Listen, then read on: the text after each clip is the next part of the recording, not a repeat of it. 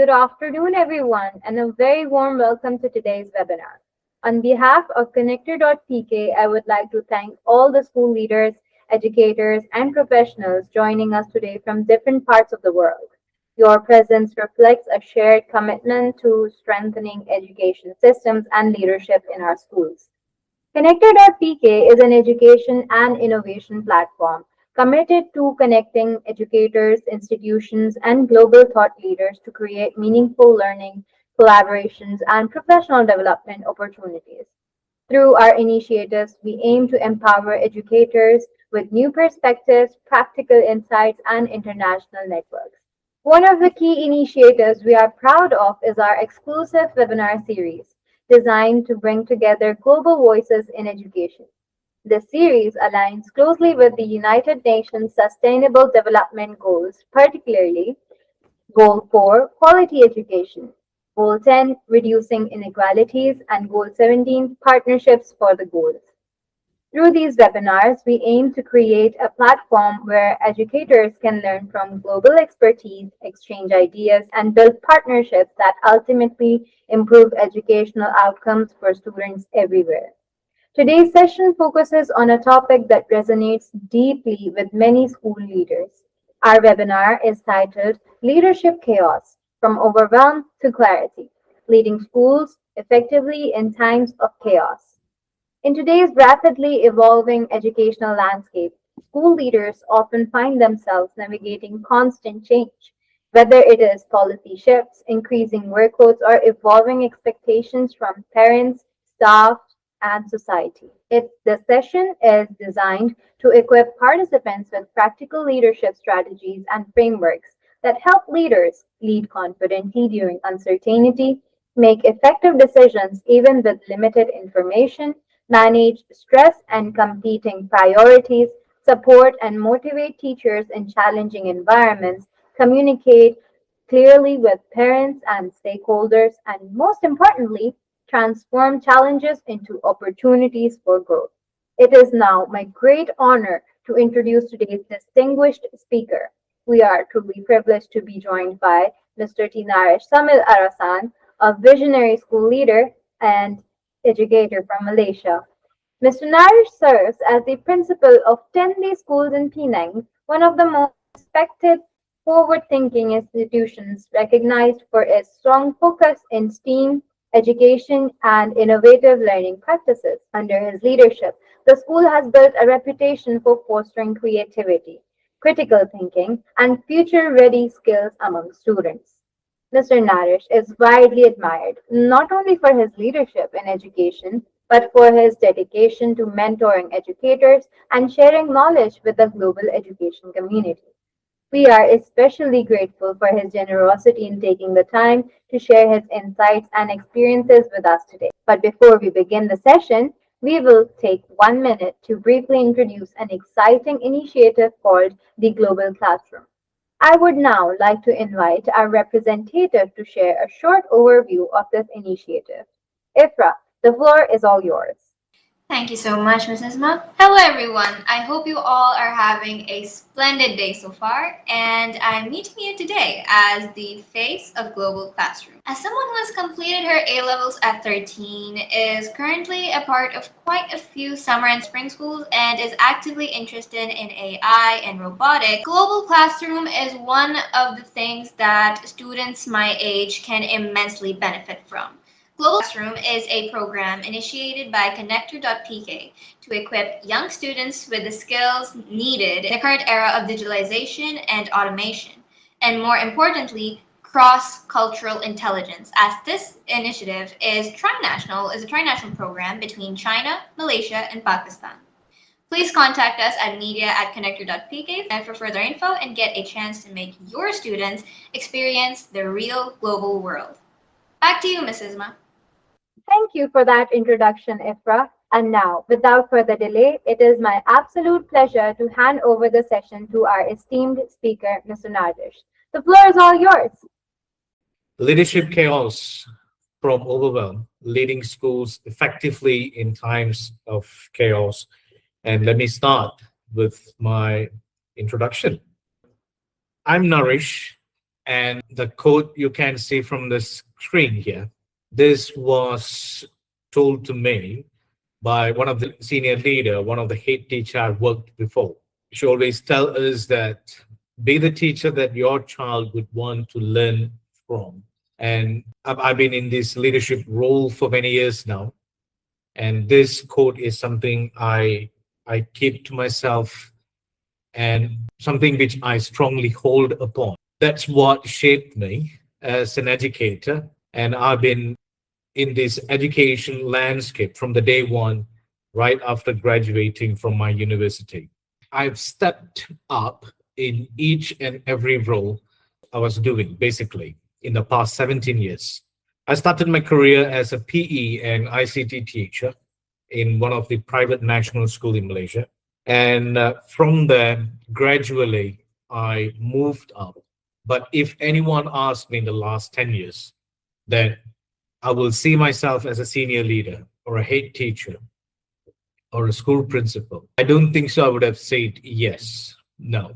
I was a very happy individual working with children in classroom settings. And I was always there supporting child's potential in a classroom environment as an educator. But over the time, when I start taking responsibilities, and responsibilities always comes with great accountabilities. And I realized that a leadership role is no joke, especially in school environment. So I believe you will agree with me if you are in a school environment or if you are managing K-12 schools in Pakistan, you know that leadership comes with great accountability and it's a serious business because we set the direction, we set a great vision for the school, and we pretty much take care of the whole school's well-being and welfare. And our responsibility, it is something where align our children's future pathway somewhat. So in the past about 6 to 8 years in my leadership role, I've been managing schools delivering national curriculum, international curriculum such as Cambridge curriculum. And I would say I learned a lot. And I always believe that lifelong learning shapes your leadership attributes and your personality over the years. So moving forward, let's talk about the reality. So in schools, chaos is something constant. Schools with crisis is something normal. That's the reality. There is no day such a wonderful day or such a peaceful day. You know, your day one in your term one, it can be a horrible day, or your last day of the school in any school you're servicing, and probably you're retiring, or probably you're transiting to another new role, another new school. It could be still chaotic, a chaotic day. The reason, because expectations are rising from every stakeholder of the school, and focus or the leaders are always zoomed in the form of lens to see what they will do, what kind of actions they will take, how they would react to a situation. And it always comes with a price, which is you have a very short span of time. The time is always limited, but you are expected to lead, you're expected to make decisions in order to meet everyone's expectations. That's impossible. That's impossible. But sadly, that's the reality in schools today. I believe in Pakistan will be pretty much the same situation we are facing like what we are going through here in Malaysia. Let's talk about leadership itself. So whenever there is a situation, the chaos is not the problem. So, but the leadership is. It's a very powerful statement for me because everyone will look at, or parents or your students or even your colleagues will be looking at what kind of rational decision making you are making. It could be any form of decision. It could be any form of situation, right? So to speak from my experience, when the world was going into pandemic, when the classroom doors are being shut down, when schools are being closed down, the whole world transited into a screen like what we are doing right now here. And that's one of my very brave and very powerful decisions, I would say, because during pandemic, I took up a new role in one of the school in Klang Bali in Malaysia as their director of digital learning. And when I signed my contract, I was not expecting pandemic.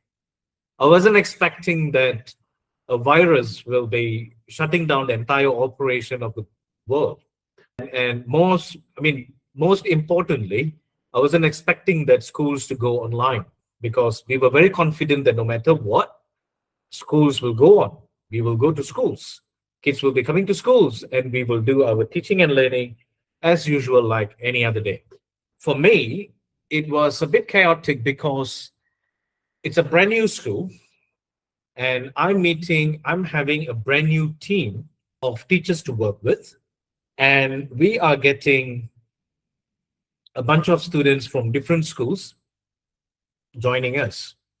And I had a huge responsibility where I have to make sure all the stakeholders of the school, they are aware what we are doing and how we are doing our online teaching and learning. Imagine it's a brand new team. People are coming from different experience. They are coming from Skype. They are coming from, Skype that time. They are coming from Teams. They're coming from Zoom. They're coming from Google Meet. And I had some people, they never used Microsoft Teams at all. And we made a crucial decision that the school will be using Microsoft Teams as the main tool for the teaching and learning. And we have not seen our students. And they are joining their day one, their orientations, everything is online. So I was pretty much going berserk and crazy, to be very honest. But as a leader, as a person who sets the direction for our school's online teaching and learning, I have to be very clear with what I'm doing. I have to look at the solutions I have. I have to look at the stakeholders where I need to communicate things earlier. I have to look at things like avoiding any form of glitches. I have to ensure that students are jumping into the calls. And I have to look at the quality assurance methods, frameworks, and I have to look at surveys and feedbacks from parents and students, pretty much commenting about how quality is our teaching and learning online. So it was quite strange because my colleagues from other schools, they're pretty much transiting from face to face to online, and they had the opportunity and they had the time to communicate this clearly to all their stakeholders for their schools. But it was difficult. It was very difficult for me. But I was really going into a chaotic situation during that time. And when I was talking to my senior leadership team, they were very helpful, but to some extent. So pretty much my decisions and my direction is pretty much everyone is looking at, everyone is pretty much focusing at. So I have to tell here that proudly that we were one of the school, we were doing our teaching and learning online with uh, with some sort of standards. We had almost a very good attendance. We had assessments going on online. We had parents teachers conference going on online. And even though we had one or two parents are not very happy about the whole arrangements and so on, but I will have to be very honest here. We were very pleased that we had majority of parents are very happy with what we are doing during that point of time, where most of the other schools they were struggling at. So this is the chaos is not the problem, but leadership is. I'm trying to relate my experience here to give an example that how you need to be a leader and how you need to be clear with what you want and what you're going to do. So basically, let's talk about the struggle before I discuss a framework. And to reiterate, I'm not going to be very theoretical about the framework. I try to add some of my real time or real life experiences and essences where it helps you a lot. And that is something I'm also working on with my research in my PhD studies as well. Right. So that's my framework, which is I'm going to share shortly. So before that, let's talk about the leader's struggle. Okay. So it is common that we have too many priorities and we always have this time pressure from the people we manage and from the people who manage us as well. Okay. It could be a board of governors, it could be a board of directors, it could be some of the campus principals, or it could be some of the executive principals who are managing more than two campuses. And it could be founders of the school, or it could be the people who we are reporting to. And we always have this time pressure, not only from top and also from bottom, the people who we like manage. And of course, the next part is the next other factor will be emotional overload. And we pretty much, we are the punching bags in our schools. We have to take care of our well-being. We have to stay very strong with our emotions. Our EQs is always on top notch, but it could be the people who we are reporting to, or again, it could be the people who are we are line managing. They pretty much try to share or try to pour it down their emotions to us. And we have to listen to everyone's issues, including parents and also students.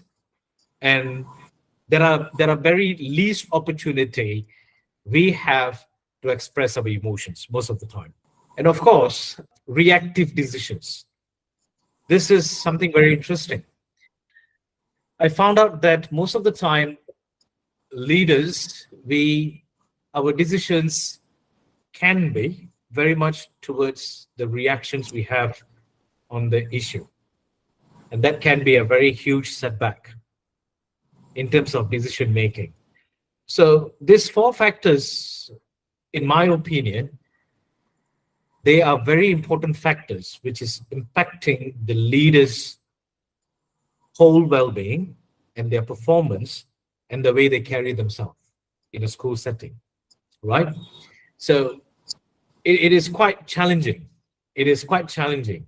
As I started just now, if imagine you are having a safeguarding issue in the morning itself.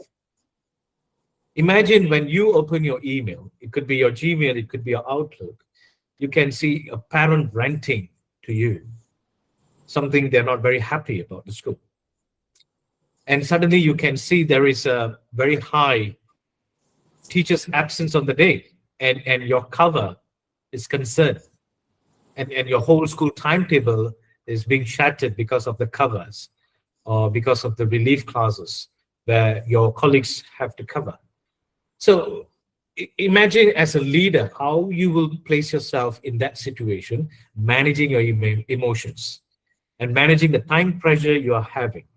And you are pretty much into a chaotic mode where you don't know which one to prioritize, whether you want to go and face the safeguarding issue first. Of course, it's involved a child. It could be involving a child or a group of children, or involving your staff, involving your colleagues, your sick leave, or do you want to respond to the parent itself? So this is where we have our mental breakdowns. Okay, so that is a framework I practice to myself, and I thought that is something very wonderful to be shared in this session. It is quite cliche if you look at the word calm, but it is a framework itself. It is very difficult to be calm, especially when you know there is a massive storm waiting outside right after your, right outside of your office itself. Okay. But there is a strong meaning and there is a strong definition behind every letter of the word calm, which is I strongly believe in. So as a leader, I always put myself in a situation I have to look at calm. It's not mentally or managing my well-being to become very calm. No, it is pretty much looking at the calm itself. So C for me, it stands for me clarity, And A stands for adaptive, L stands for lead, and M stands for momentum. This is something I always remind myself whenever I'm going through a storm in my school, right? And I'm not exaggerating, but I had my assistant heads, I had my colleagues coming and asking me, how, Mr. Naresh, how could you maintain your calmness when you know there is something big is going around in the school, right? And I always tell myself there are things I can control, there are things within my limit, there are things within my boundary, which I have a lot of control on that. But at the same time, I do know that I'm aware that there are things I can't control. That is beyond my control. And in a nutshell, I don't bother, especially those things where I know my self awareness is very clear that I have very limited control on that situation. Right. So let's talk about clarity, adaptive, lead, and momentum. So, what they tell us. So, for me, clarity is pretty much focus on what matters on that day and just cut through all the rest of the noise. So, it is pretty much like how you go for your eye test, eye checkups with the eye specialist. So they have this very famous board with alphabets and numbers, and they will keep asking you to change lens.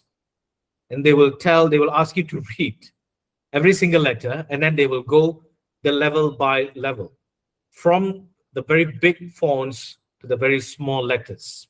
Okay. So the way I see in calmness, on the calm framework, the clarity for me is what is big for me on that day. Okay. If it is something to do with safeguarding, yes, of course, it is involve a child where I will assess and see whether my presence is much needed or my designated safeguarding lead able to handle that issue, or how much my interferences is needed or my intervention is pretty much needed into the situation. If I think that I don't need to intervene now, that is pretty much will become my lowest priority on that day.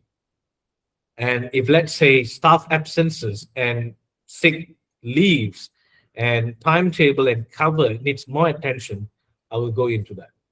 So it is pretty much, it is something not only for you to lead in a school.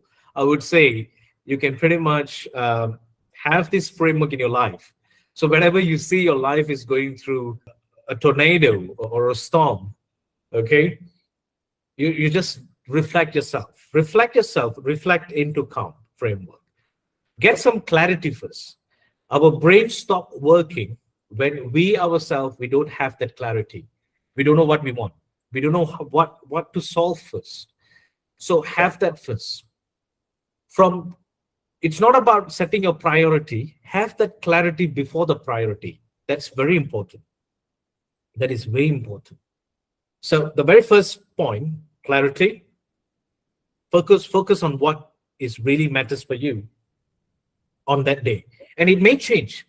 Maybe on day 2, you might having the similar situation again, but looking at the circumstances, you decide what are the things you want to handle first, what are the things you want to acknowledge first, right? And what are the things you have more clarity about, where you can intervene immediately.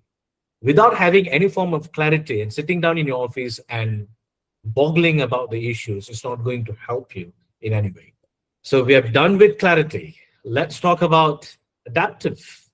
I like chameleons in a way how they adapt to the branches, to the leaves, basically. You know, there is a lot of reasons chameleons are pretty much used as a metaphoric object for many wrong reasons. But I like this animal.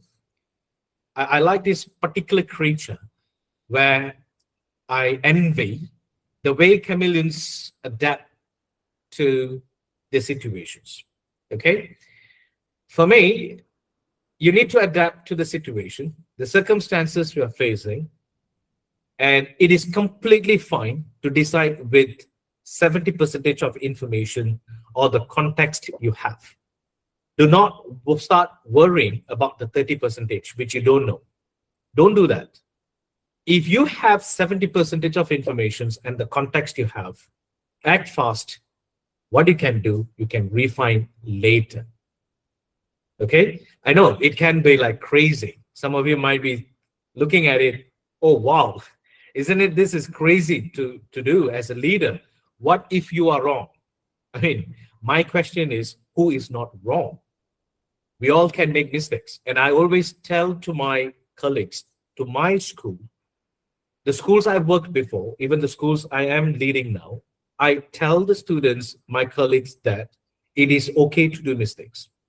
Learn from your mistakes and move on. That's it. Do not afraid. Do not panic about, oh, whether am I making a mistake? Am I making a wrong decisions? It could be. It could be a wrong decision. I have made some wrong decisions in my career as well. But that is what shaped you as a leader. Do not forget that. So it is very important to act fast and always think to refine it later. To work with the balanced 30% of the context or the information which you're not very sure, to work it out and to refine it later. And it's completely fine. So as a leader, you need to be very adaptive. You have to be very fluid and very, very fluid in terms of your thinking, and your decision making have to be, meeting the time frame as well, because that is something we always struggle. And as I highlighted, as I iterated just now, and it is okay to make mistakes and to refine it from there. And I have not worked with one perfect leader or principles in my life. No, no. And as I was highlighting just now, I'm not a perfect leader either, right? So it is about how we shape our belief. It is about how we shape our attributes based on the past experiences, and not necessarily our past experiences to have a score with 100 over 100 or an A star or an A plus. No, it is okay. Okay.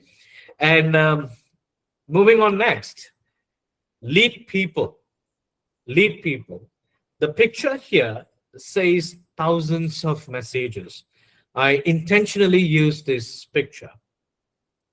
As you can see, the leader faces the captain of the boat, or this particular boat is facing the colleagues. And you need to be very brave enough to face the people. You have to be very brave enough to face the decisions you are making. You have to be very brave enough. Sometimes the word brave transformed into confident. There is a very thin line between brave and confident. People always think they're two different things. Yes, of course, there are two different things, but there is a very thin wall in between the word brave and confident. So if you are a leader, as a leader, one of your key attribute, or one of my key attribute, which I always strongly believe in, is listen actively. Listen proactively if you can, right? It could be any stakeholders from the school. Don't jump into a conclusion. Don't jump into your reasons. Do not jump into your answers first. Listen. Pay attention to what party sitting right in front of you is trying to convey. Don't prepare your answers to defend. Don't prepare your bullets to counterattack. No, that's not the idea. The idea is listen actively or proactively, understand what your colleague or what the parent or what the child sitting right in front of you or what your colleague is trying to tell you, and understand the emotion behind. It is very important to know that, right? It is not only just giving your ears and listening to their words. It is about trying to comprehend the emotions behind. The emotions can be very different, sometimes very angry from a parent. It could be a child who's having a very bad day, not very happy with the teacher, coming to your office, trying to talk about the stuff. understand the emotions first, right? And this is something was told to me by a colleague, the person I report to. We had a conversation. To be very honest with you, this was about a month ago. I was talking to my campus principal. So I report to my campus principal in my school. So we were talking about communications. We were talking about cultural contacts. Okay. She, as a Westerner coming from Western regions, Western countries, managing and talking people, and when they come to this side of Asian countries over here, they always try to understand why we are very different culturally. The way we being brought up by our parents, the way what is respect is for us, what is being polite and humble is culturally very much accepted. And when we're talking about this, from nowhere, she was telling me that, Narish, it is always very important to pay attention to the emotions of someone is talking to you. You acknowledge that in your conversation. That solves 80% of the problem from the conversation itself. So for example, if you have a staff coming to you and ranting about you to yourself, okay, not really liking the instruction or the email you have sent out this morning, the deadline you have given, and etc., and that the staff is pretty much can see that very angry, acknowledge that emotion. It is okay. It is completely okay to acknowledge that emotion, telling that, okay, dear so and so, I understand that you're very upset about my email or the instruction I've sent out, but reinforce the message, the context to the person. Make the person to understand. Sometimes people, they don't understand. Sometimes they are very reluctant to understand, and it is completely fine. But the point what I'm trying to say here, listen actively and acknowledge their emotion. Sometimes by acknowledging their emotions, they can calm down. They will tone down. Or they might be they might be finding it, oh wow, my line manager is acknowledging my emotion, and my line manager knows how frustrated I am. And okay, that's fine. At least I able to vent it out to the person. They will leave the room with that mindset. So that is where, as a leader, you're winning. You're leading people with emotions. You cannot lead people without emotions. We are not AI. We are we are the RI, the real intelligence. We are not artificial, right? So support them emotionally, and don't forget to support yourself emotionally as well. Don't forget to reflect about the tough conversations or the difficult conversations you're having with the person talking to you on that day. Right. So moving from lead people, the next one is momentum. And I always strongly believe that setting momentum is important. The word consistency is very powerful. Consistency is very powerful. And creating those momentums, very important as a leader. And that's one of your powerful attribute any leader should have. You don't talk big ideas, you don't talk big things, and you don't do. That's a huge setback for you. So it is very important to start small, build quick wins, have that small momentums, have that small wins, have that small celebrations, because that supports you in overall in your well-being at the end of the day. You don't wait for the big shout outs. No, don't expect big shout out from the people who are line managing you, or the people you are line managing. No, don't. Right? Have it very simple. Keep it very simple. Start small things. Have small practices. Manage the situation with small gestures. That creates huge impacts. You don't have to look at very big. Don't throw huge ideas. Don't have big promises. Don't do that. Right? It is always to be very honest and transparent with any stakeholders you are working with, especially whenever there is a circumstances and situations you are facing on that day. And be intentional with what you are saying, right? Do not promise big. Do not say out of your emotions. Remember the struggle slides, which I was showing just now. One of the struggles today's leaders are struggling or suffering because you promise something when you're very happy, or when you're so angry, you say something which is not nice. And your colleagues or the people working with you might be keeping that. You probably would have said 1001 good things, proud things, but that one small things, they will keep it forever. And sometimes that is what resemblance your leadership styles. That is what gives a huge impact to your impression to your colleagues, to the parents, to the kids. So always start small, build quick wins.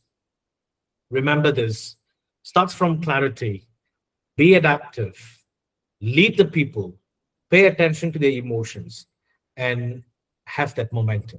Keep that momentum.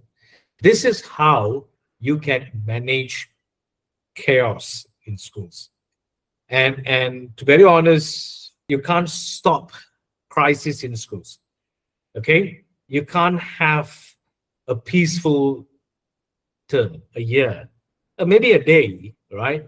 Sometimes I tell myself it's too ambitious to tell myself that okay, today is a great day for me. Today is going to be a fine day for me. The moment when I start thinking, something will hit me, something will comes in, right, to my office, right? So it is always remember not to be not it, the whole calm framework is not to prepare yourself. It is to have a lot of reflections actually. Remembering calm, clarity, adaptive, lead your people, and momentum. This gives a lot of reflection, and reflection is very powerful. And there is where you shape your leadership attributes. So I reiterate again, in chaos, your calm becomes your leadership. And what I personally like to quote, even something very powerful here, someone you all know better than me from Pakistan have quoted this before. Stars cannot shine without darkness. That is from Allama Iqbal, right? And I strongly advocate to this quote. And it is something I would say it impresses me a lot. And it's a very metaphoric information I could see, a metaphoric quote that you can apply not only in your leadership, not only in your school, it is even in your life. Okay, so as an individual, as a leader, you cannot shine without chaos. So look at chaotic situations, chaotic circumstances in your school as a possible way, a way where you can shine, a way where you can practice calm, clarity, adaptive, lead your people, and build that small momentums. Okay, there is where you can surface, you can put yourself outside to your own community, that you don't have to be a great leader, but at least a good leader. So that's the most important message I thought I would like to share in our sessions today, right? So we have about approximately another 15 minutes, and I think I'm pretty much happy to take any form of questions if you have. We can conclude this webinar, and yeah, we can do the conclusion. So the Okay. floor is open to all of you. Feel free to ask any form of questions if you like to have, if you like to ask. Okay, okay.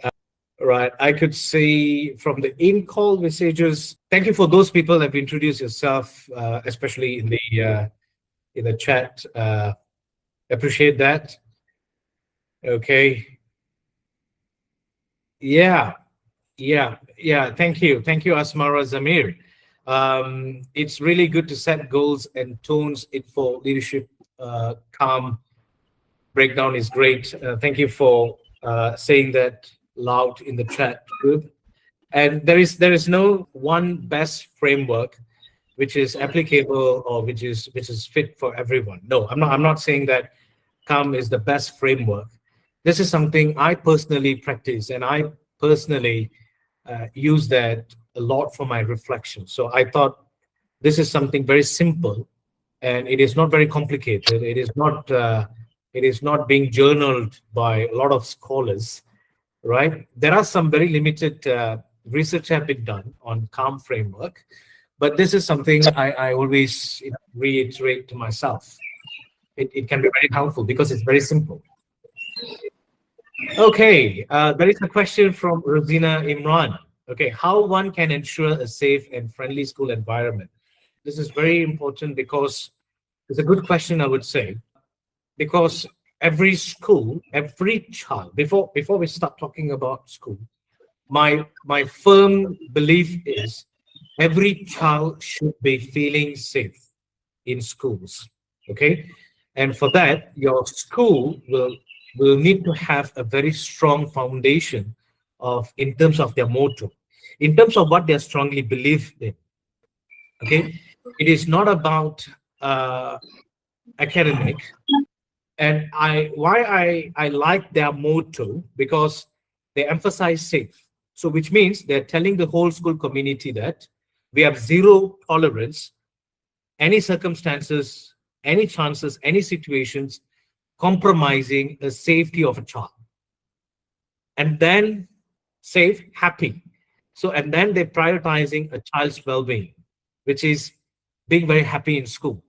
And then only they put successful as a third phrase, as a third word. Successful didn't come first. Safe and happy came first, and then they play successful.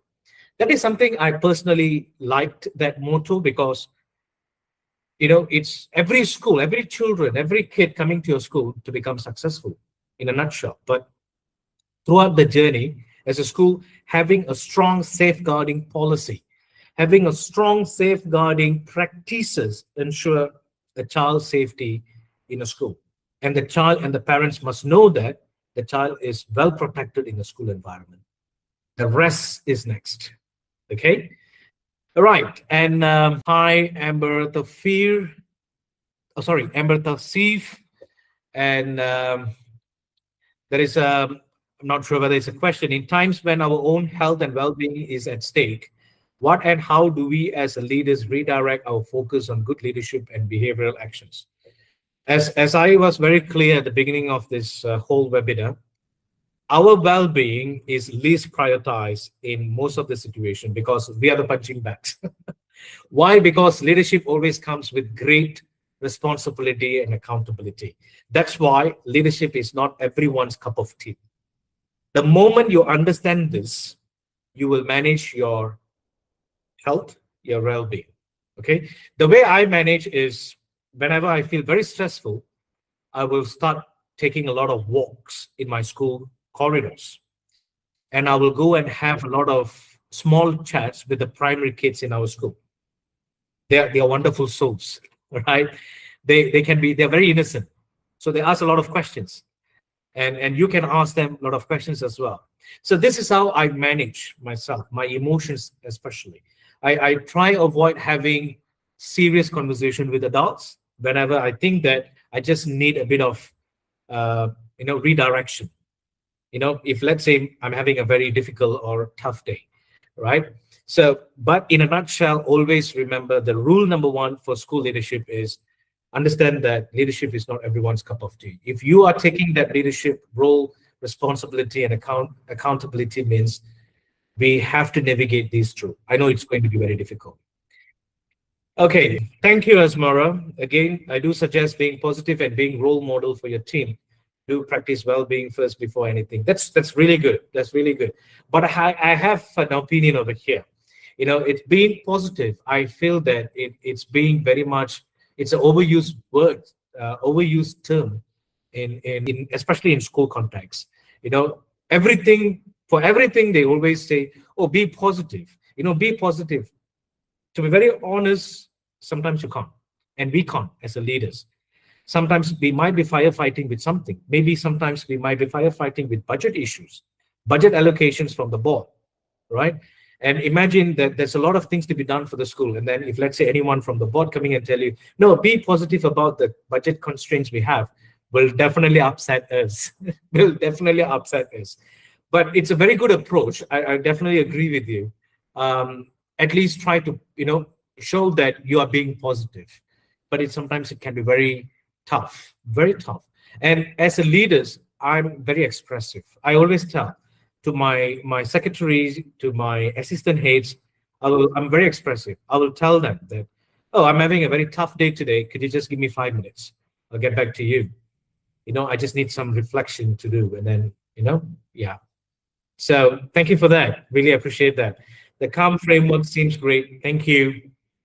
Set goals, accept what is thrown at you. Very good. Shabranu, Lagari. Yeah, thank you. Thank you. That's a very powerful thing. Accept what is thrown at you. I think that is what I was trying to highlight just now. Leadership is not everyone's cup of tea, right? And don't lose the calmness. You are speaking of the motto of the mission turned and by the curriculum of the school. Absolutely. Absolutely. So I always remind my educators, I always tell them that we are here for the children. At the end of the day, we are here in this school for the kids, right? Don't look at it. Oh, there are some schools, private, especially private educations, paying parents, etc. Oh, the parents are paying our customers and clients. No matter what, the kids, the children coming out of school, they have one goal to come to school. They want to be educated. They want to learn. That's it.